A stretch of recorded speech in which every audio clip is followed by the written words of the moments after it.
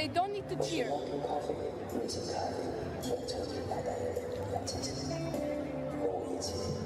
Don't want to me, okay? I haven't started. Your team is chanting. I'm too old for these mind games, okay? Belinda Bencic was absolutely cruising, up a full set and serving to take total control of the match. She had the momentum on her side. She had the veteran experience. She had every single element of the game going her way. But then, in a surprising twist, she decided to stop playing and accused Coco Gauff and her box of playing dirty mind games, even telling them to keep their mouths shut. She explicitly stated she was too old for that kind of nonsense.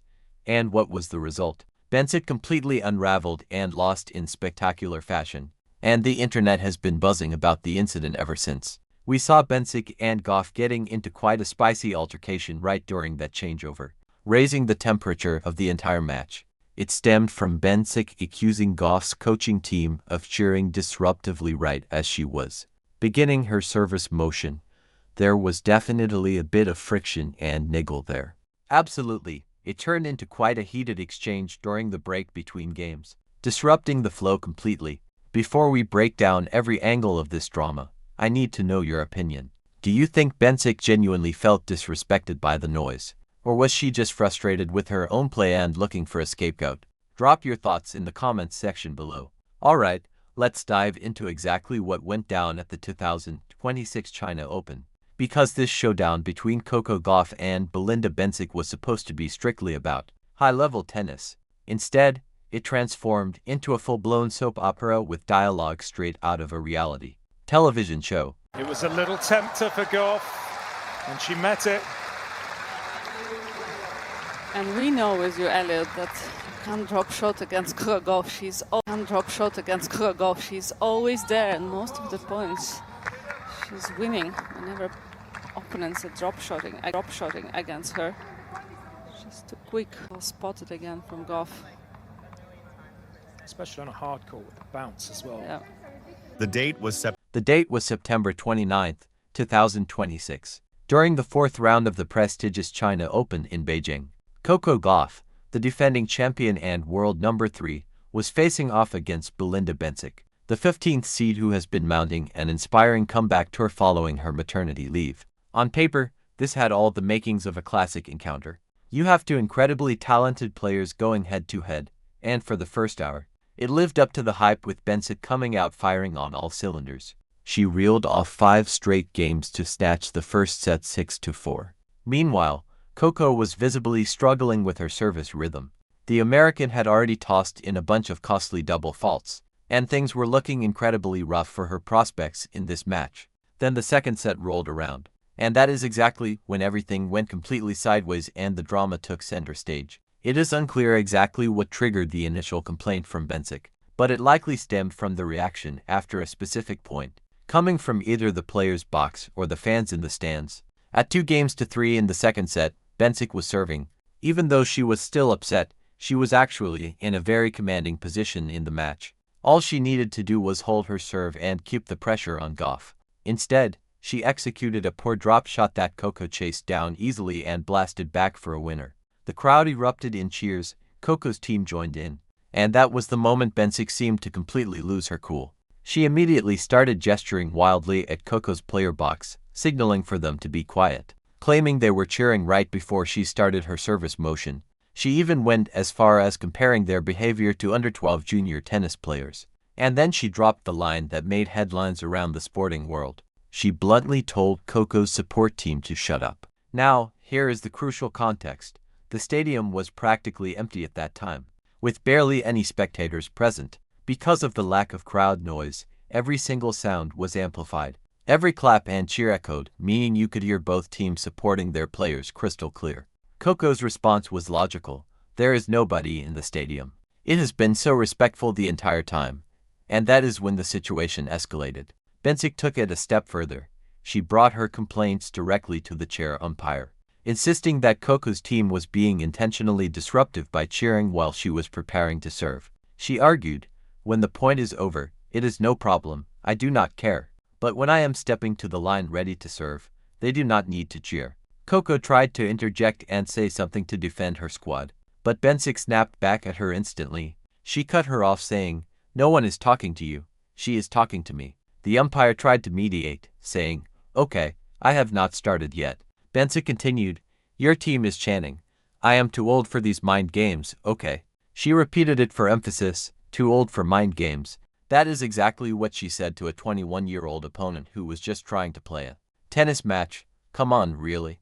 It is fascinating for Bencic to harp on this when she is actually ahead. She is up a set and leading 4-3 with all the momentum. Usually, you just ignore distractions and finish the job. Momentum to just not kind of leave it and...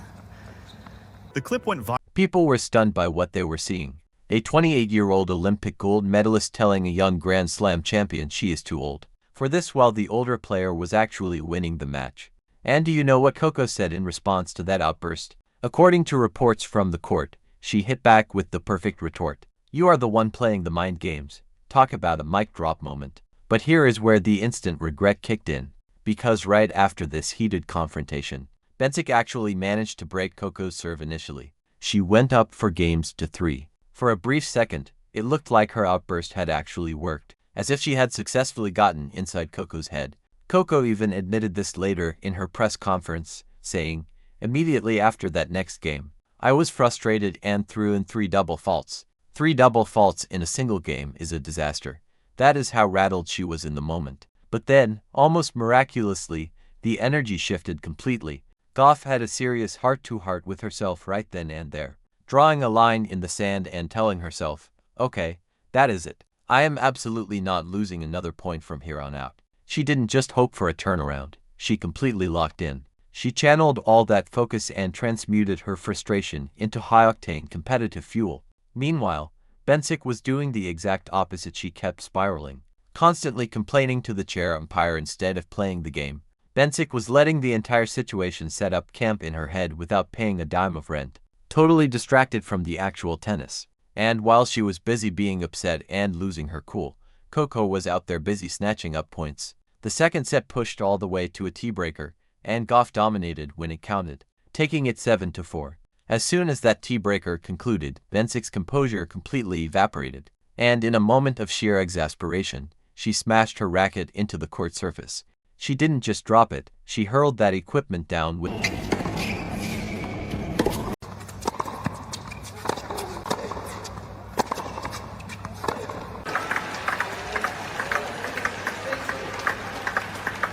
That was essentially the match right there. Bencic was done mentally. The deciding third set was barely even a contest. Gauff steamrolled through it 6-2. The final scoreline read 4-6, 7-6, and 6-2 in favor of the American. It is wild to think Bencic went from being a set-up with all the momentum in the world to losing the entire match simply because she chose to engage in a battle she never needed to start. That is the textbook definition of instant regret. Renee Stubbs, the former doubles world #1 and astute tennis commentator, broke it down perfectly on her podcast recently. Stubbs noted, "If you are winning a match and sitting in a commanding position, which Bencic clearly was at that point, even if you get upset in the second set, you just have to keep your head down and play." She continued, emphasizing that when you are in the driver's seat, you cannot afford to let distractions derail your game. Stubbs added, "The last thing you want to do is pour gasoline on your opponent's fire, especially someone like Coco. You do not want to give her a reason to dig deep and battle," which is exactly what happened in that second set. That is precisely how it played out. Bencic inadvertently lit a massive fire under Gauff. She handed Coco a tangible reason to get angry and gave her something to fight for that win way. Beyond just marking a W in the win column, Gauff even owned up to this later, admitting, "I honestly think I play a little sharper when I am annoyed. So, really, congratulations are in order for Belinda. You successfully managed to irritate her, and she proceeded to knock you out of the tournament because of it."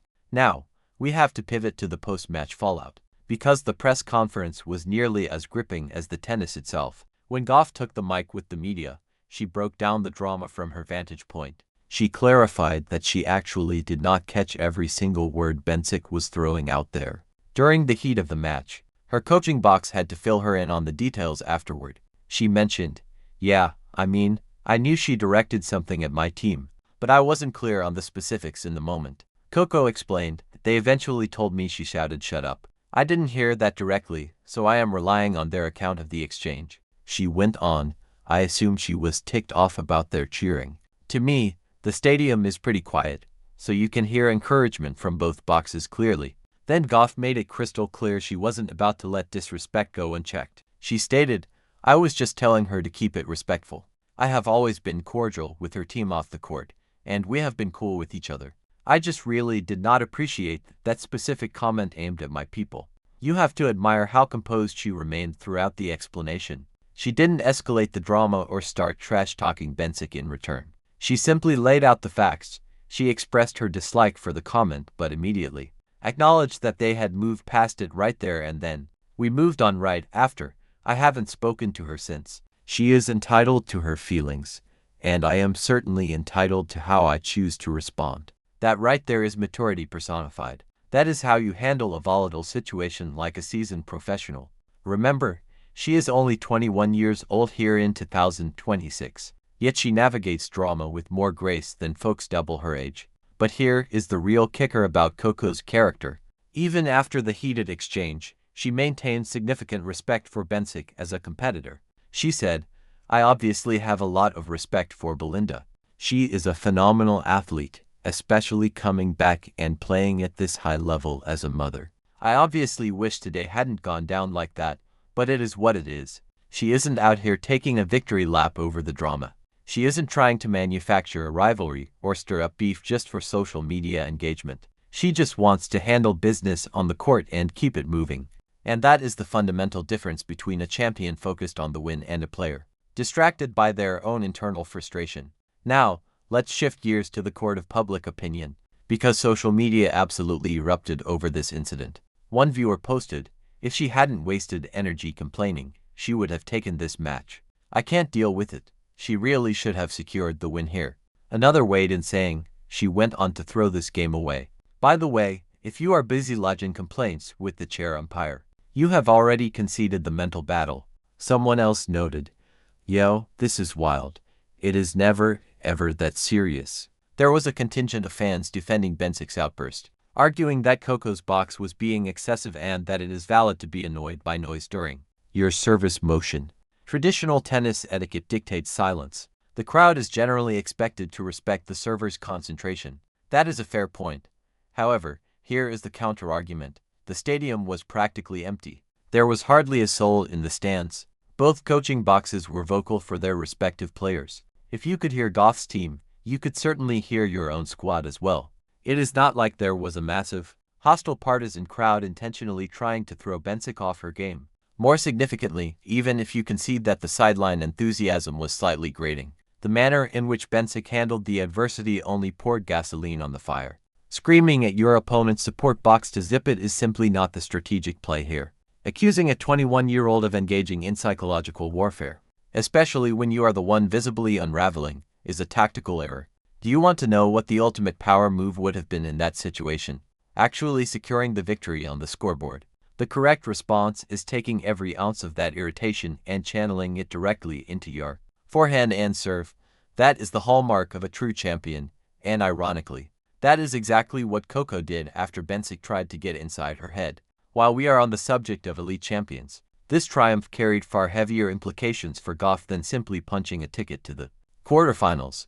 With this hard-fought victory under her belt, Coco has officially locked in her qualification for the 2026 WTA Finals. We are talking about the prestigious season-ending showdown that features only the absolute best players on the planet.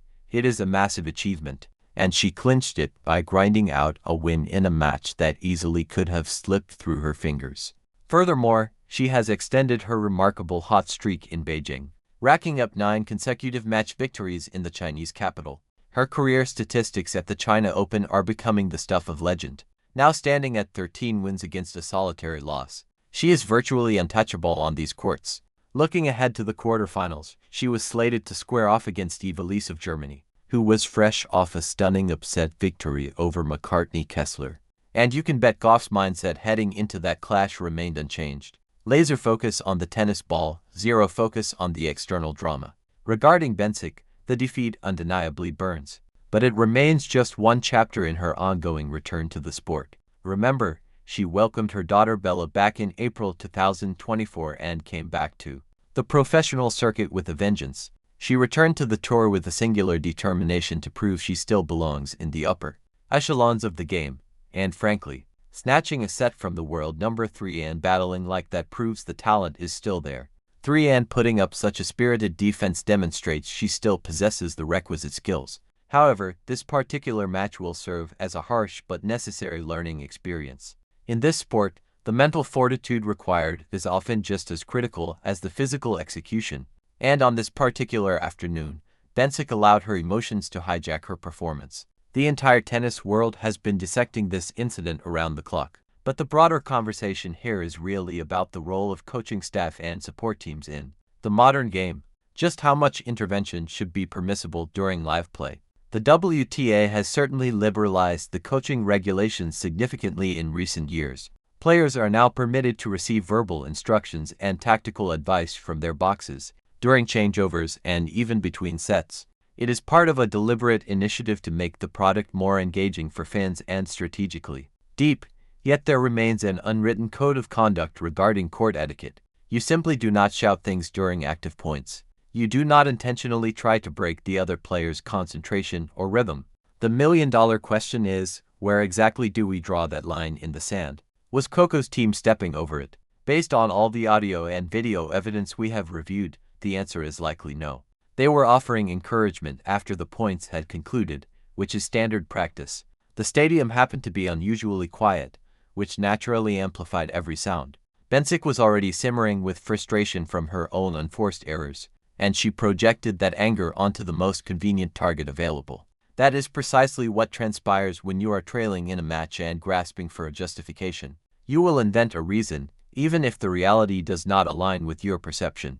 The supreme irony of this entire debacle is that by accusing Gauff of playing mind games, Bencic was inadvertently the one engaging in psychological manipulation. She was attempting to get the umpire to penalize or warn Coco's box. She was actively trying to manufacture a distraction.